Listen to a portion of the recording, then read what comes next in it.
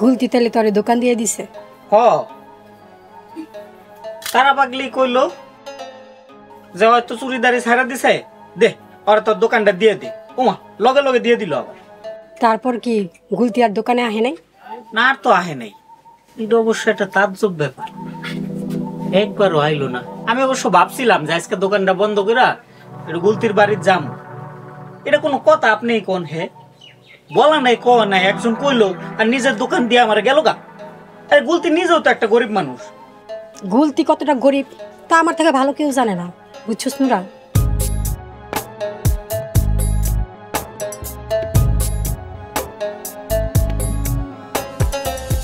এই যে ম্যাডাম, তোমার গুলতি বিজলি কই? এই সেরি, কি এর ম্যাডাম? গুলতি বিজলি কই আমি জানি না। তাই নাকি? তাইলে গেমটা তুমিই খেলছো। তা খয়ের কই ম্যাডাম? খয়ের রে আমি পানির লগে সাবাই খাই লাইছি।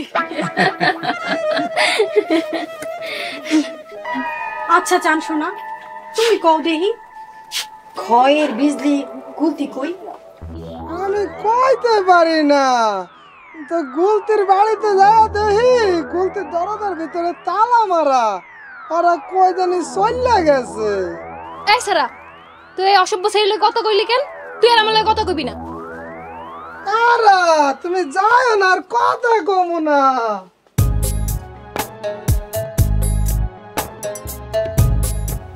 Something wrong, something very wrong. এনে নুরা,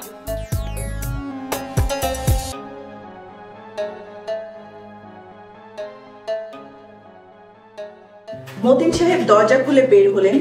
দীর্ঘ সময় অবাক হয়ে তাকিয়ে রইলেন ছেলেটির দিকে। এ তো নিতান্তই বাচ্চা ছেলে, এরই কি আসার কথা? আসতে পারি ম্যাডাম? আরে তোমরা আসো আসো।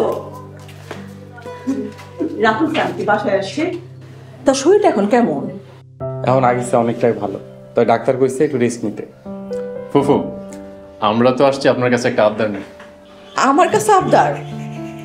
তোমাকে দেওয়ার মতন আমার আর কি আছে বাবা? ভাইজান রাজনীতি করলেও তার সব স্বপ্নই স্কুলকে নিয়ে। ভাইজান চেয়ারম্যান হইলেও তার পরিচয় কিন্তু সেই স্কুলের মাস্টার। তা আমরা চাই তার এই শুভযাত্রাটা এখান থেকে শুরু। সকল ছাত্রছাত্রীরা মিলে তাকে শুভেচ্ছা জানায়। এইটা তো খুবই ভালো কথা। মাস্টারের ছাত্রছাত্রীরা এখনো মাস্টারে দারুণ ভালোবাসে। ফুফু, সেজন্য আপনার অনুমতি নিতে আসলাম। আমার আবার অনুমতি কি? এই স্কুল তো রাতুল মাস্টারেরই, আর রাতুল মাস্টার আসলে আমি সবচেয়ে খুশি হব। তবে আমরা আপাতত এটা স্যারকে জানাবো না, সবাই মিলে প্ল্যান করে আয়োজন করে দেন স্যারকে জানাবো। ততক্ষণ পর্যন্ত আপনারা আমাদের সাথে থাকুন প্লিজ। অবশ্যই থাকুন এবং আনন্দ নিয়ে থাকুন। ভাইজান যেহেতু এখন অসুস্থ, কয়টা দিন রেস্ট নিই, আমরা 2-1 দিন পরেই আয়োজনটা করব। আচ্ছা ঠিক আছে, তোমাদের যখন খুশি তোমরা আইসো, আমার কোনো অসুবিধা নাই। বরং এটা তো আমার জন্য বিরাট একটা সুযোগ। রাতুল মাস্টারের শুরুটাতে যদি আমি পাশে থাকতে পারি তাহলে আমার খুব ভালো লাগবে। ঠিক আছে বাবু, আমরা তাহলে আসি। আচ্ছা ঠিক আছে। আসসালামু আলাইকুম। ওয়ালাইকুম আসসালাম। আচ্ছা ঠিক আছে, তোমাদের জন্য কি পড়াইতেছিলাম? বদিউল আলম গেট ধরে দাঁড়িয়ে আছে। সে শহরে ঢুকেছে 7 জনের একটা ছোট দল নিয়ে। শহরে গেরিলা অপারেশন চালানোর দায়িত্ব তার। ছেলেটি রোগা। আপনাকে নবনির্বাচিত চেয়ারম্যান মরণের দরজা থেকে ফিরে আইছে। আপনারা কই গিয়া তার খাতির যত্ন করবেন তা না করে আইছেন আমার বাড়িতে। আচ্ছা, আমি তো এখন এই এলাকার চেয়ারম্যানও না, মেম্বারও না। এই তো পরিস্থিতি অনুযায়ী আপনি বুদ্ধি খাটায় কথা বলেন, এটা খুব ভালো, কিন্তু এবার বুঝে নেন আর কোনো উপায় নাই। কি করতে আইছেন? সোজা সাপটা কথা বলেন। সোজা কথা হলো, সাবেক চেয়ারম্যান আক্কাস মিয়া তার ভাগিনা খয়ের, সে এখন নিখোঁজ। কি জ্বালা কন্ত দেখি, এলাকার মধ্যে কেউ চুরি করব, কেউ ডাকাতি করব, কেউ গুম হইব, আর আয়া জিজ্ঞেস করবেন সরাসরি আমারে। পাইছেন কি আপনারা? তা ঠিক, আপনাকে জিজ্ঞাসা করা আমার উচিত না, কিন্তু তার বিরুদ্ধে থানায় যদি লিখিত অভিযোগ হয় তাহলে কিন্তু আমার জিজ্ঞাসা করা দায়িত্ব। কি বলেন? আক্কাস মিয়া আমার নামে অভিযোগ করছে? আমি তার ভাগনারে খুন করছি? খুন করেছেন কি না সে এখনও তা জানেন না।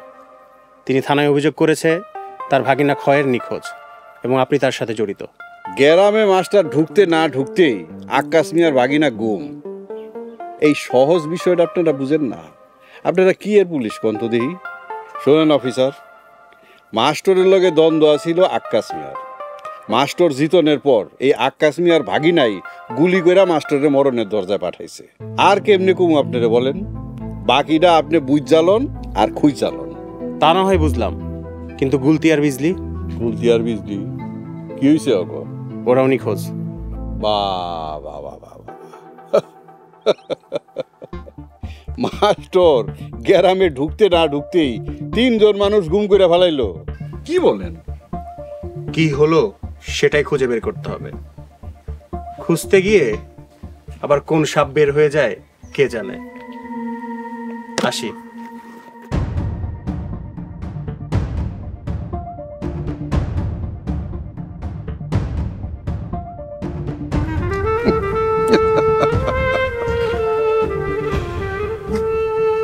এত সহজ?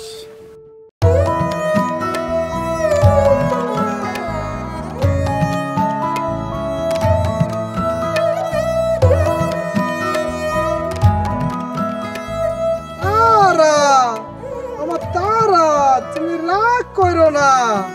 তুমি রাগ করলে আমার মেলা কষ্ট হয়। কষ্ট হয় কেন? আমি তোর কেডা? তুমি আমার জীবন, তুমি গ্রামের বাতাস, তুমি গাঙের পানি, তুমি আমার সব, সব তুমি আমার। আরে পাগলা না,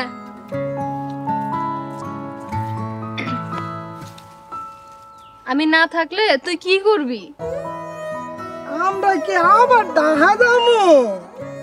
আরে না পাগল, আমি যদি মইরা যাই? তুমি মইরা গেলে আমিও মইরা যামু। দেখো না রাশেদার ফাইল মইরা গেছে, এক লগে কবর দিছে। আমরা মরে গেলে দুজনে এক লগে কবর হইব। আমি তোমার দ্বারা মরমুও না, আর আমি তোমার দ্বারা বাঁচমুও না। দুজনে এক লগে থাকো। আরে পাগল, তোরে লয়ে যে আমি কি করি? তুমি মরো না।